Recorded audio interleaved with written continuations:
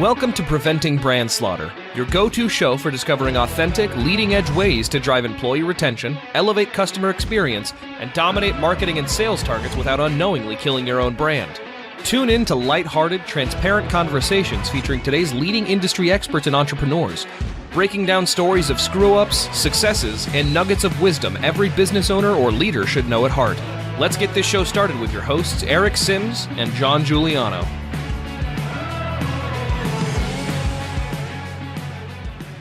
All right, welcome to the first episode of Preventing Brandslaughter, where we discuss all things brand related, the ups, the downs, the ins, the outs, the triumphs, the disasters that take place with companies as we all try to reach and connect and build a successful brand. So we're really excited for our first episode today. We've invited our good friend Mike McGuire from NobelBiz to join us. Mike, thanks for coming on the show. Appreciate it, guys. Very excited to have you, buddy. I am excited to be here. Love the topic. Brand is amazing. I think obviously in the contact center space, there's usually two avenues. Either you're on the I don't want anybody to know who I am side, or you're on the other side, which is we do a lot of great things. Let us tell you about it. Yeah. So. Well, as we get started, I'm going to kind of level set the audience, because since this is our first episode, there's probably a lot of people wondering what in the hell is brandslaughter and what does that mean? And so we've coined the term brandslaughter because it's the act of knowingly or unknowingly leveraging the wrong talent, techniques, or technology that can, damage your brand or even kill your own brand. So I think many of us have struggled with things like that unintentionally. Most people that own businesses don't set out to ruin their own brand, but we've all seen it time and time again in a number of different ways. And so we wanted to chat with you today about, what you do, who you are, how your brand works, and some of the things that you guys are doing out there to help not only protect your brand, but protect other brands as they go out into the market space. And maybe we can get some stories and things from you around stuff that's worked and not worked and things like that. But first, let's just kind of find out a little bit more about you, man. Obviously, from the background right there, it looks like you're located in California. I'm in North Carolina, but obviously I'm a big Chiefs fan. So, don't hold that against me if you're on the other side. But so I'm kind of a call center nerd, right? So I got my start 25 years ago, walked into a call center. It was a fundraising call center, so it was pretty chaotic. All these guys were from New Jersey and came to a small town in Kansas where I grew up. So I just worked my way through that company, was there for about 11 years. We went from 6 call centers to 75. So a lot of growth. I opened up about 12 different call centers throughout the US with that company. And then I moved around. I did some collections. I was a president of a BPO in the lead gen mortgage space. And then a few years ago, I moved into technology. So now I'm with NobelBiz, which is a technology company. And that's where I'm at today. But, I would consider myself as somebody that's kind of went from the bottom up in the call center space. Through all the trials and tribulations before there was HR even, to when everything was outbound phone calls, you know what I mean? So that's a little bit about me, but that's where I come from.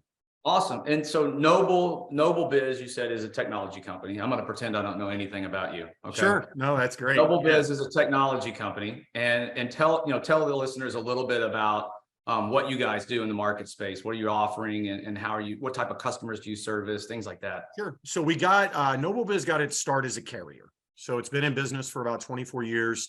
And what I mean by a carrier is really they carried the back-end infrastructure of a lot of call centers. So your VoIP, your lines, your T1s, all that type of stuff. And they did that for a very long time for some very large clients. And then about 5 to 10 years ago, they decided that, hey, we want to get into the CCaaS, or the call center technology side of the business. And a few years ago, we launched in what we consider Omni Plus, which is an omni-channel solution for call centers. We service all different verticals. We really kind of specialize in the BPO space just because BPOs are quite unique. They'll take on clients from a lot of different verticals: sales, collections, customer service, tech support.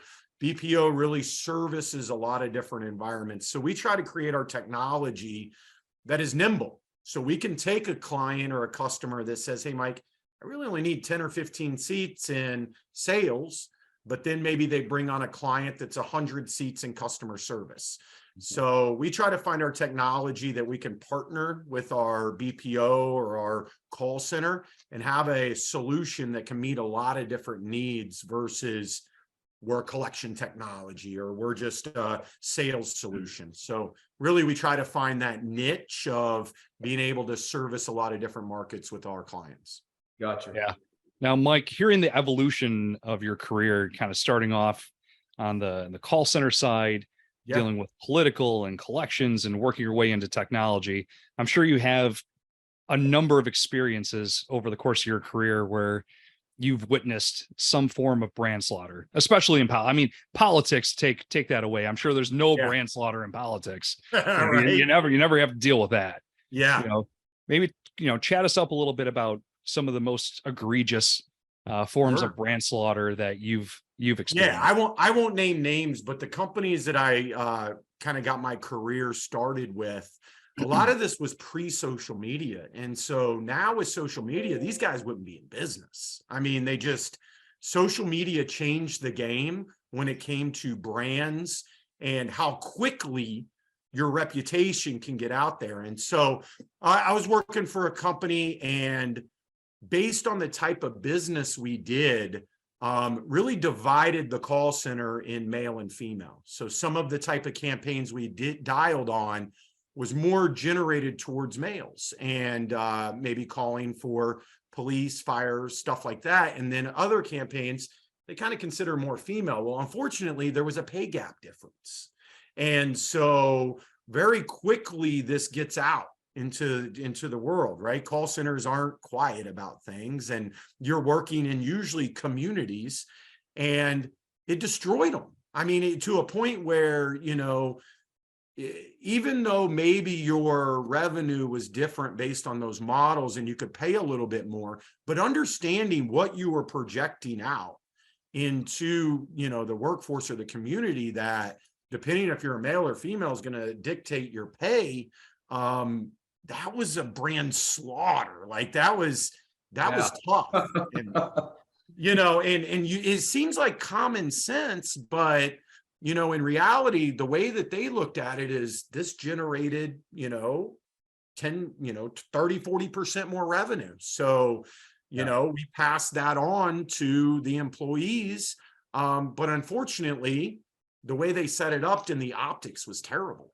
Yeah. So that's one example of where I would say, that they could have done things different and set it up differently to eliminate that bad reputation. Yeah. So I think one of the things you pointed out there, I think is really important. I mean, that's a like exaggerated, right? Like, and some of that stuff people may even look at today and go, I can't believe that would even happen. It sounds like we're talking about segregation and things like that back from the 60s and civil rights and stuff, but it wasn't that long ago. Yeah. The part that's still common today is, and I choose to believe that, and I'm not naive that there are not bad business leaders out there, but I choose to believe most of these decisions are made out of ignorance. They're not out of malice, right? Like it's out of the fact that we never even thought that this would be a problem, right? Type thing, because we didn't really take the time to evaluate the situation and say, what if this, what if that, and get feedback as well. And then what it kind of did is it kind of crept in. So when they started the business as one, and then they started another line of business that allowed them to actually grow. And then when they were hiring for that other line, they hired, a different, type of people. And then at the end of it, you look back and say, how did I let that happen? Right? Like, and it wasn't like they purposely even set it up that way. It was like, hey, we have a new line of business and we're able to hire more people and we're able to grow. And this type of person did better on this, but ultimately, you have to guard, that type of stuff for sure. Yeah. I mean, well, it's you're a victim of your own success, right? Like you turn something that's a triumph into a tragedy within your own brand based off of a mistake of not just evaluating or looking at things a little bit differently. It's a good example. When you think about, one of my questions was when you look at NobelBiz and you guys deal with, I think you guys are unique because you're like industry agnostic, and then you touch a lot of different types of businesses and entities out there, right? And most of those are taking on a number of different types of interactions. And by interaction, I mean like call, email, text messages, social media, things like that. So there's a massive amount of communication going on. What are you seeing in today's market space that looks to be one of the biggest challenges to protecting a brand, out there? And maybe if you've got a brand that's really doing it well, giving us an example. I know you can't drop names, but maybe an example of that. Well, I think, one of the things that we try to do at NobelBiz is, our motto is promise keeping, right? It's something that we've been built on. It's something that the president, Steve Biederman, is always made a point to. Everything revolves around promise keeping. And in this industry, it's rare because, I bought in technology before in the call center space, and I've, been out shopping for stuff. And a lot of times in this space, people overpromise and underdeliver. Meaning, you can do this. Mike, right. Never experienced that.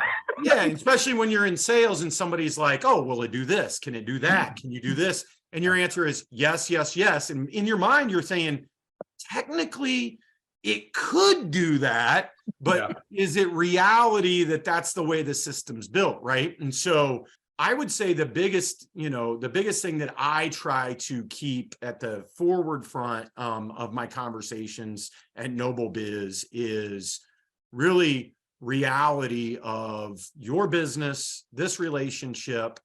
If it doesn't make sense, you're going to respect me more for saying, I just don't think it's a good fit, or we could do this, but it's 6 months down the road. And preserving that promise-keeping relationship and that brand versus all I got to do is get them to say yes. All I want to do is get them to sign, and then let's figure it out down the road. So that's one thing that I have found on the NobelBiz side that is a little different in this space, and especially in the technology to call center space. So I think clients or customers and type of technology companies are almost going down a different path now to where it is a true partnership. It's not as transactional, right? Because you as a BPO, you might not know what business you're in next year.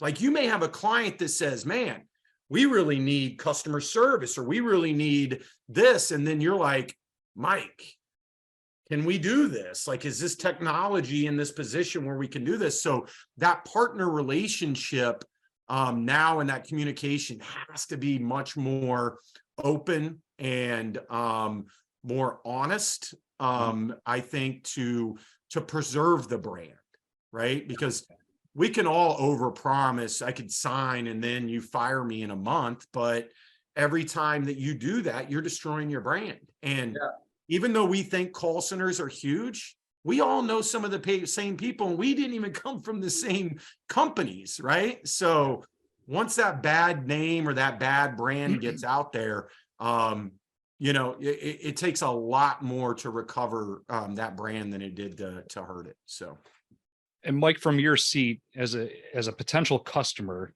what should I be on the lookout for if I'm talking to 10 different companies in terms of, am I being led down the path of potentially experiencing brand slaughter, or am I dealing with somebody who's open, honest, and transparent with all things? Yeah, I always say, devil's in the details, right? So as you're going down the details, and you've been in the game long enough that you understand where the gotchas are especially if you're looking for technology. Right. If somebody's like, it's all included. Yeah. Right. Everything's included. Right. That's usually up to a certain point, or you can integrate anything. So it's always in the details. And I always look for for the people that, shoot me straight, right? And doesn't have a problem of telling me, well, we really don't do that, right? That's just not what we do. But if that's something you want to do, let's explore it together. Or, you know, there's systems that, you know, solutions that we have or we don't have that you may need. But if it's a case where this is important, let's figure it out together. Let's figure out how we can make that integration versus, sure, we can do that. And then you sign the client and then you're like, okay, let's go.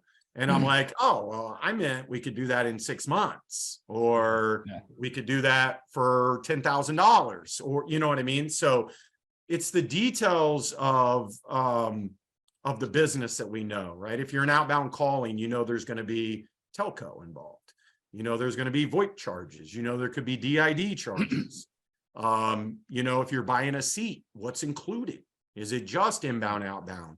Or is there an upcharge for SMS, email, social media? So those details are important, and testing that relationship by asking those questions will let you know pretty quickly of the type of company that you're involved with. Yeah. Well, and you bring up an interesting point with, I think you said you guys have like a promise keepers mentality or theme or core values type thing with your organization. Sure. I think that's a big deal because when you're talking about whether that's you or other people within your organization or your competitors that are out there, and you elaborated on that a little bit about how that kind of the end of that game looks with people over promising, under delivering, or being able to communicate effectively. But those are great examples of brand slaughter and brand protection, right? By setting proper expectations with people and being informative and transparent, you don't have clients and customers that are unnecessarily frustrated on the back end, which is damaging the NobelBiz brand, right? And they may even be out damaging their own brand because they're over promising and under delivering there based on what they thought you were able to do. How do you guys as NobelBiz, how does your internal team support the culture of that? Like, do you guys have specific training? Is it embedded in like everything that you guys do from a content standpoint? Can you talk to us a little bit about how you guys? So when I first started at NobelBiz, I was kind of the guinea pig on the technology sales side. So what they said is, we kind of want to look for people that have contact center high level experience to talk to our customers versus somebody that sold technology before, right? Okay. And so we've continued that path. So now that I run the team, I've hired 2 other people that come specifically from running call centers. They have experience with utilizing technology or buying technology at different levels. So that level of experience, I think in this case, allows you or the client to be able to talk to people that are knowledgeable about their business. I mean, really knowledgeable. Like, they've managed turnover, they've managed callers, they've had to meet P&L responsibilities. The biggest thing is they understand the urgency that's in a call center, like when the dialer goes down, right? Like, people don't understand the little things. And so that's an example of, on this side of the team, we said, hey, if we really want to be promise keepers in this space, then we need to have people that understand our customers at a more intimate level than just somebody that sold them a transactional, technology. So that's one example. The other thing that we do is, and we purposely put a layer into our operations to have client advocates for all our customers, meaning our customers have a resource to go to that is more involved with their voice of the customer than they are with the inner workings of our business. So this client advocate has a say over everybody else on what the customer needs. A good example would be, let's say you come and say, you go to your client advocate and you're like, I need this report. I need it next week. This is a real big issue. We got to have it, so on and so forth. Now that client advocate, they don't look at it and say, well, what's that going to cost? How much time is involved? Their job is to service the client, go make it happen. Mm-hmm. Let everybody else worry about the what's, the ifs, and the ands. So before, that was kind of a sales guy, right? So the sales guy kind of followed that process from womb to tomb type. Yeah. This client advocate is purposely placed in here to say, hey, if we want to be promise keepers, we need to have an advocate for every one of our clients that is the spokesperson in that environment. And I've never seen anybody you've had account executives and stuff like that, but how Steve put that in to have that client advocate, I think helps foster the whole promise keeping, from sales all the way to the end. I like the fact that you guys have started with the customer and then reversed engineered what support and sales structure needs to go in place based off the customer, not based off the product or service. And I think that's a big mistake a lot of people make out there that's unintentional, is they kind of do it the other way around. Is here's my product, here's my service, how do I want to sell it? And then I'll talk to the customer based off of that, versus who is my customer, what do they need, and then how do I find people that understand that world from the get-go, like you're talking about. Because again, to your point, and I think the BPO industry, again, is an exaggerated example because it's so dynamic, which makes it even harder for you guys, which is even more impressive to me that you've been able to do it that way, because it's not such a one-dimensional business as maybe others are. But I think it speaks highly to how that is successful and can be successful for other brands out there. And Jon, I had a question for you on that. Like, we work with a lot of clients out there that are diverse. We're in the BPO space like he is, right? What do you see kind of a similar thing or similar struggle with maybe some of the clients we've either entertained or service even around that? I would say the majority of people that we engage with on a daily basis, the first conversation, we talk about their customer journey, right? Like, walk us through the map. And the map is usually laid out the way that you just stated, which is, we have this product, we have the service offering. Here's our go-to-market strategy. Here's the customer acquisition point. Here's where they drop into the funnel. And they lay out all of the steps instead of looking at the customer journey as an end piece and saying, hey, how can we enhance the overall journey? How can we make it more customer centric as opposed to being product or service centric? Yeah. And that's something we really emphasize and spend a lot of time in the discovery process to say, if you want to keep the customer, you have to understand the customer.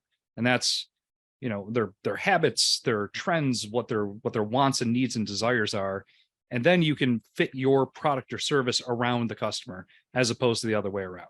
Yeah. Well, it changes your whole communication track, right? And then to the point, like, your team, Mike, has been built around the employee experience as well, right? Because now I'm positioning people to be in their most powerful space because there's familiarity with a certain aspect. Maybe I'm teaching them some stuff about our technology, but I'm taking this wealth of experience they've had in other industries and in other businesses and letting them use that powerful point for them. And I would assume that cuts down on errors, times to competency for your sales team, effectiveness for them, and obviously improved customer experience for your customers. What I learned kind of early on is most people in this space that is looking for technology usually reach out to a consultant, right? That's the avenue they buy, like 70%. And what I said is, why? Why are they reaching out to a consultant? Because they know their business a little better probably than what the consultant knows their business.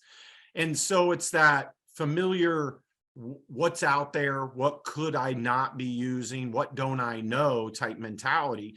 And so I've tried to use some of that in just the direct sales model, right? So if I can work with a customer and understand what is their vision, what are they trying to offer, and how I would have done it or how I've done it in the past, then maybe I can lend a much better, resource of how our technology can or can't fit in what they're trying to accomplish, versus always putting a round peg in a square hole, right? Like, it's just one of those type of things that in the space, people have always, tried to make it up as you go, versus having experience with, man, you know what, when I used to do this and I ran into X, Y, and Z problems, how can I help you not even go down that path?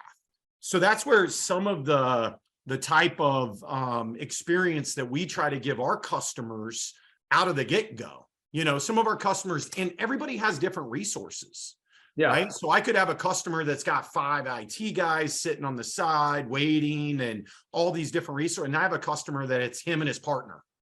right? And so we have to treat each one of those very different. I can't say, well, if you don't have the resources, then we can't do business. I mean, I guess I could, but that's limit yourself. Or I could say, hey, we're going to have to build scripts. We're going to have to work hand in hand with this customer much more than we are with these guys, because these guys are just going to want access. Yeah. So as somebody that understands that and wants to be a company that, can service both sides, then I think you just got to have a different, you got to have a different skill set and a different experience with each one of those people.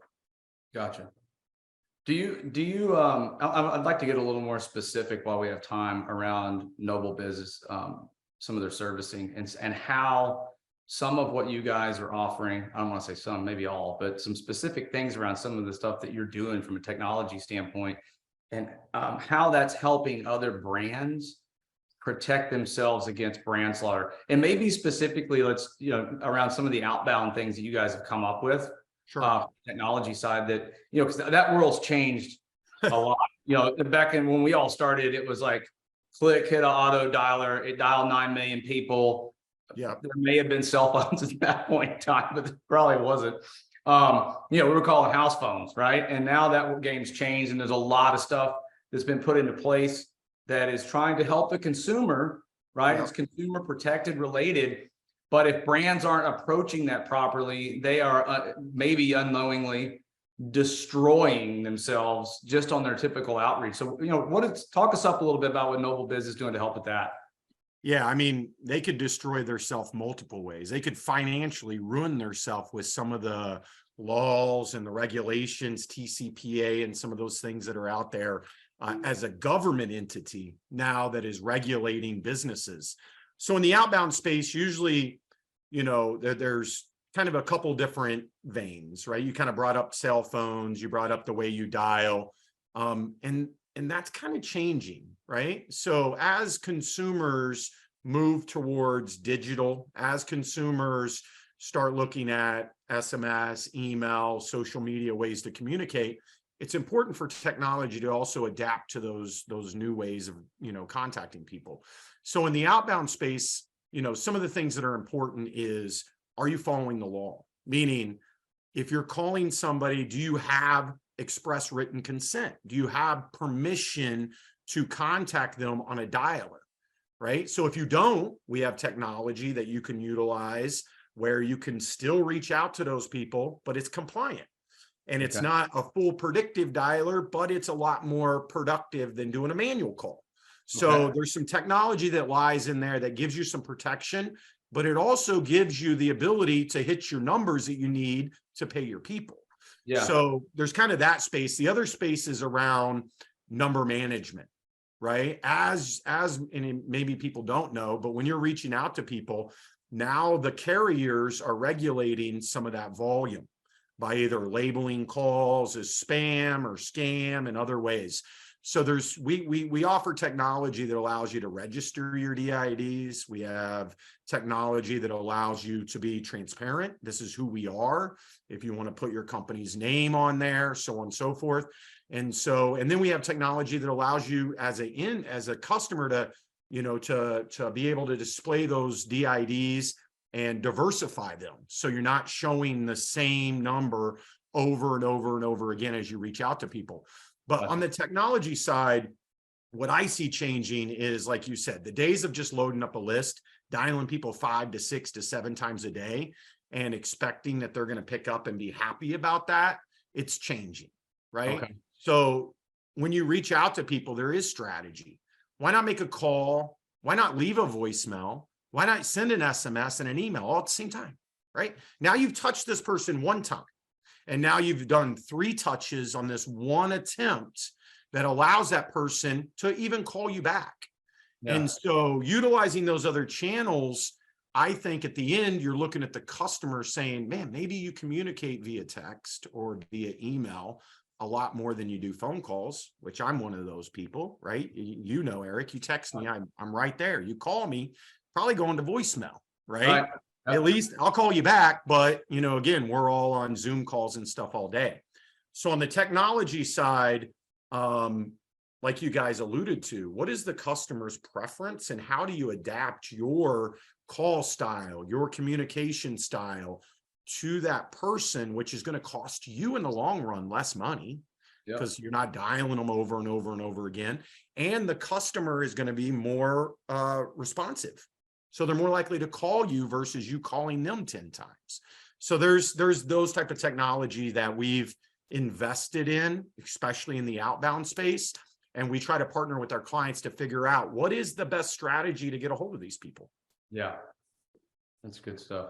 I think that the cool part there is you're still chiming in on the fact that, and you brought up that the customer has a preference, and being able to figure out or understand or offer that preference and not forcing them into a certain lane, right? And also being compliant. I mean, that's a big piece, but just being able to communicate. When you look at the studies that are out there around just the generational preferences, right? When you look at millennials and Gen Xers and the baby boomers and whatever the young Gen Z and Element of P or whatever the rest of them are, you know, they all have a different preference. And I think the thing you brought up about even the caller ID kind of display of showing who you are, those are things that like organizations, and I'm a leader of an organization, right? And I'm almost in my 50s now. So I have to realize that what once worked and was successful when I did stuff a year ago, 2 years ago, or 3 years ago, what was successful when Jon was doing it, doesn't necessarily mean it's going to be successful today. And I've got to continue to take time to understand the customer and their preferences so that I can communicate and connect with them the way they prefer to be connected to. And it's a different one. Like millennials and down, if you looked at what we used to do and asked me, should we have a caller ID on an outbound call that identifies the company to the caller, we would all say no. Hell no. In the past, right? But the new studies with the millennials, well, guess what the answer is?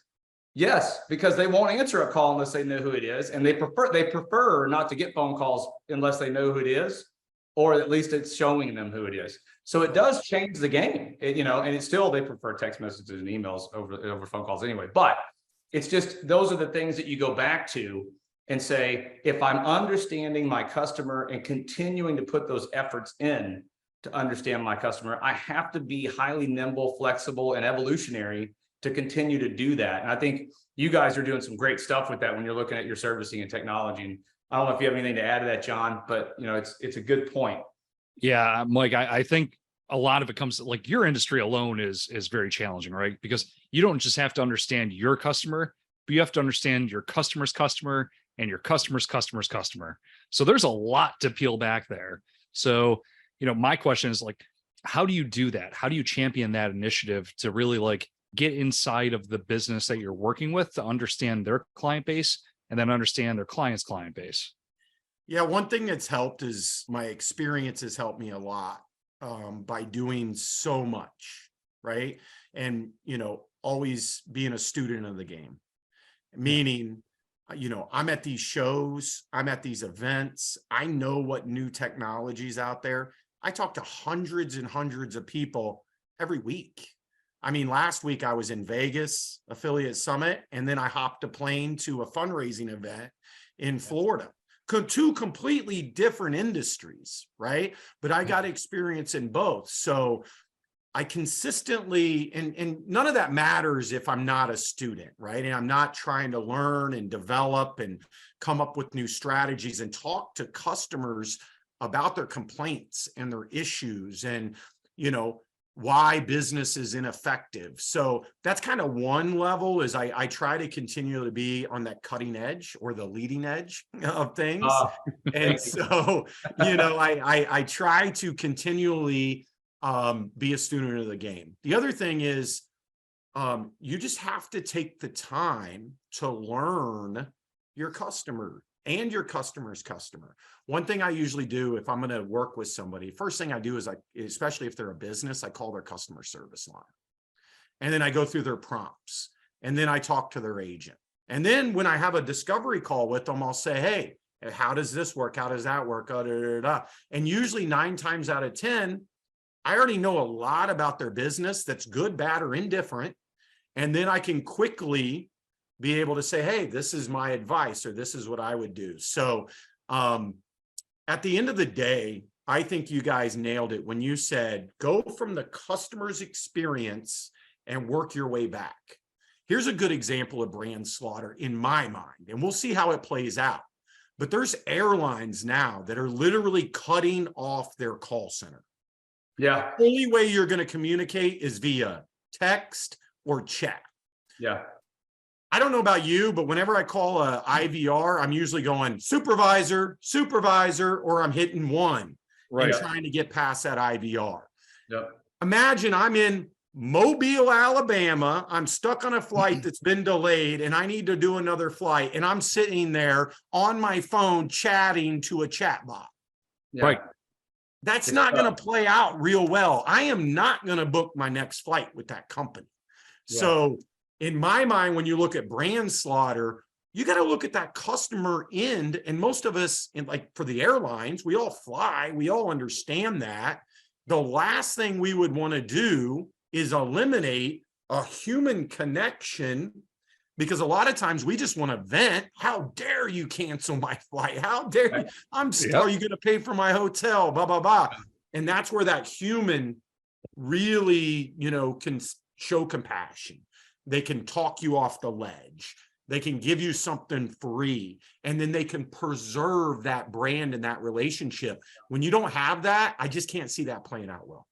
Yeah, no, I totally agree. And Mike, you're, without revealing the company name, I'm sure everybody listening all knows who this company is, because it's been all over social media, TV, radio, wherever you want to put it. And that right there is the exact definition of brand slaughter, right? Yeah. It doesn't take a lot for your brand to go from up top to in the basement. It's just one simple decision that affects, the whole outcome of your customer journey. And sometimes I don't think we look at it, or at least companies look at it in the moment, right? And I think after a while they reflect on it and say, man, that was a bad decision. But at what point is it not salvageable, right? Like at what point do your customers find an alternative and they'll never come back? Yeah. And I think all of us that work in a brand or have, a brand that we're leading has to be hypersensitive to that when we're making these decisions. And they can't always be financial. And, and most of the time when you're leading a business, you're trying to make a decision about your employees, right? You're trying to make a decision about the people that rely on you every day. But the other thing that's got to be in your mind is, if you're really thinking about your employees, you should be thinking about your brand. Right. Because that's what's paying those guys. Well, I mean, they are the brand, right? Like they're the ambassadors that are out on the front for anybody. And I think, the airlines industry, and they're getting pummeled right now because we've got a lot of storms going through Texas and everything. My flights literally just got canceled right before the call. What they're struggling with, I think, is something that older organizations, John and I don't see this a lot when we're working with like startups and brand new companies that maybe come to us as clients. They have a different challenge. But older organizations, and I think all three of us have worked for companies like this, where they typically have the flag of, this is the way we've always done it. This is the way we do it. And they get married to certain models or certain structures. And all that does feed back into financial, to your point, Mike. Like, you can't make all financial decisions, but at the same time, finances bleed into everything, right? Like it does come to a point where like, hey, we have to make some financial decisions. And in a market like we're in right now, and we've all seen these waves before where, hey, some markets, there's a lot of onshore work. Some markets, there's a lot of offshore work. And we'll stay out of the political conversation as to who drives what and when and where. But I know that the three of us are in agreement. But what happens is people put a priority on that dollar. And then you've got to start weighing out, how much am I willing to damage the brand to meet the financial need, right? And it is a trick game, especially in our industry and any other business out there that says, hey, got to save money. But the problem I see with a lot of companies is they try to keep working within the old model and play that game versus saying, hey, look, technology is moving at a massively fast pace since the last time we had to evaluate this. Maybe there's another way to do what we need to do and keep quality, lower some cost, and makes it more efficient that doesn't damage the customer experience. And because we all live in that world, I think we immediately pick up the phone, we're calling airlines and be like, oh, dude, we could fix this in 15 minutes. And it wouldn't be the no one's answering the phone option, or you're getting a guy in India who can't speak English at all and frustrating your customers that way. And nothing against the Indian people or the call centers in India, but they're really great at certain things. And there's certain things that they're not great at, right? Just like any of us. But I think that's an important point that you see with these guys is like, take a step back, put the customer first, and then reverse engineer. How do we create a solution that fits in our budget, keeps our margins where we need them, or our money where we need it, but still solves the customer issue in a way that is going to keep them with us? Because at the end of the day, if I save $5 today, but lose $4,000 with that customer over the next year, that is a bad financial decision, right? And I think, to your point, a lot of people get short-sighted with how they want to fix the problem. They fix the problem financially today, but they cause a financial loss over the course of 2 months, 10 months, 12 months. Because again, I'm going to fly numerous times to the year. So you might have saved 50 cents today, but you just lost a customer that's going to spend, I don't know, $5,000 a year, $10,000 a year, $100,000 a year, which may have, made a major difference in your financial model. Yeah, I could say from what I've experienced in the past 20 years of doing this, most big companies look at customer experience or customer service as a cost center, right? I think we can all agree. Yep. When if you kind of really take a deep dive and look at customer service as a whole, it's actually one of your largest profit centers, or could be, right? Sales, you have to bring a new customer in, you get them to make a purchase, you don't know if they're going to stay. Customer service, you're retaining those customers. You're keeping your core business there. And that's where I think a lot of businesses just kind of disregard it and say, what's the cheapest option? What can we do to, maybe get an answering service or eliminate, the call center entirely? I think what businesses need to do is I think they need to look, especially the older businesses, and say, okay, back in the 80s, what characteristics or what were the personas of the individuals buying my service or my product? And are they the same today than what they were back then? And I can answer the question for you. It's no. So why are we doing the same stuff that we did 30 years ago? And that's the question. I see some people, it's like too big to fail, right? So some brands look at it as like, we're just too big to fail. But for everybody that tells me that, I look at Sears and I look at some of these other brands that, quite honestly, used to just dominate the market space, right? Because they knew what their customer wanted back then, but they failed to create or to develop or to change for the market now. And the other thing that I think is different is I think companies make a lot of assumptions based on the brand, meaning I think people would rather have a cheaper price than a better service. And I think that model is tipping a little bit now, where people are like, I'm okay to pay a little bit more if I can get my service taken care of. If I can get what I want, I'll pay for it. Then the statistics show that. And I think that's going back to, I think I said something about that earlier, is as business leaders, the leaders of today that I see that are super successful, and the average age of a CEO has dramatically changed, are far more open-minded to new ways of doing business and operating than the traditional older CEO. And I'm not doing this as an age thing, but it's more seasoned, because we get, and it's hard to, right? Like, you get married to success, you've had success, and we did it this way and it worked.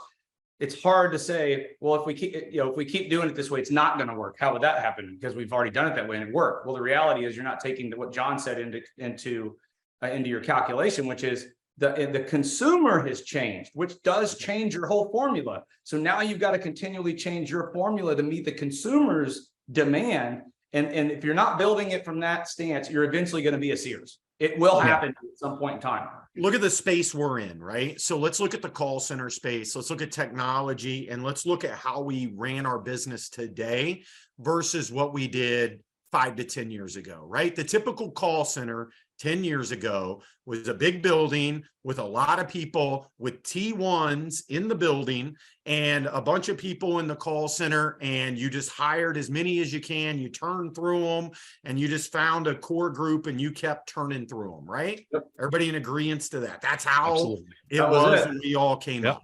All of a sudden, technology changes a little bit and says, hey, we have cloud technology now that could allow you to have multiple centers in multiple areas, but now you can even have agents in all different centers on the same campaign. And so then you're like, oh, great. So if I'm calling New York, I can actually have a center that has people that maybe are more Eastern New York to call these people. And then, so that worked well, that we all said, yeah, that's good technology. And then all of a sudden we said, people like to work from home? What? They don't want to get in their car and go to an hour commute. They would rather sit in their house and work from home because this job can allow that and technology can. Look at where we're at today. If the industry wouldn't have evolved, COVID would have wiped them out, wiped everybody out. Because that model, if technology wasn't at the point where it was during COVID, to where people started expanding and looking at home agents and all that type of stuff, then it would have stopped.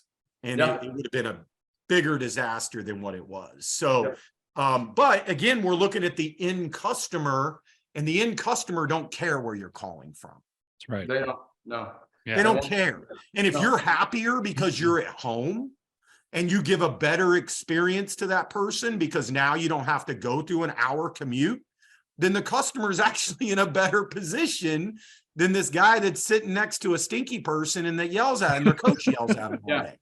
Well, I think it goes back to some things that John and I implemented when we started Leading Edge as a remote company, right? And it was, but one of those things was, you can't ask someone to go impart something on someone else that they themselves have not been imparted on them, right? And I think many industries were guilty of that for a long time, of like, we expected frontline employees to be able to go out and create amazing customer experiences, even though their employee experience was garbage.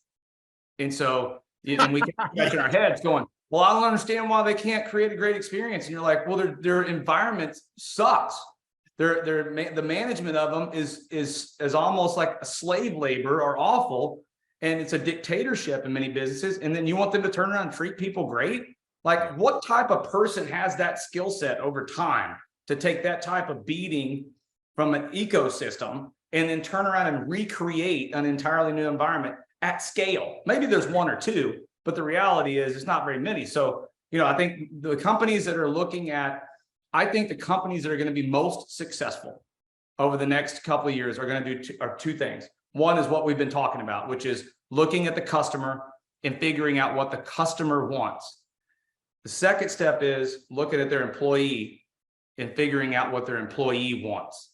Because if they can create that, then the employee can go out and create what the customer needs. Because if they're not getting it, they won't. I think that's a step that gets skipped, and we're running out of time. I don't want to get into it. We could probably do a whole other show on employee experience and user experience, because that's a lot of stuff you guys deal with too, is user experience. How friendly is the technology? How easy is it to use, right? So this has been great, man. We appreciate you coming on the show, being our first guest. Hopefully what we've all talked about is exciting and entertaining to some people out there. I'm sure we'll have you back on at some point in time. John, do you have anything else you want to add? Yeah, Mike, where can our listeners find you? All over LinkedIn. So I try to post, all the time, but michael.mcguire at nobelbiz.com. You can reach out to me there or on LinkedIn.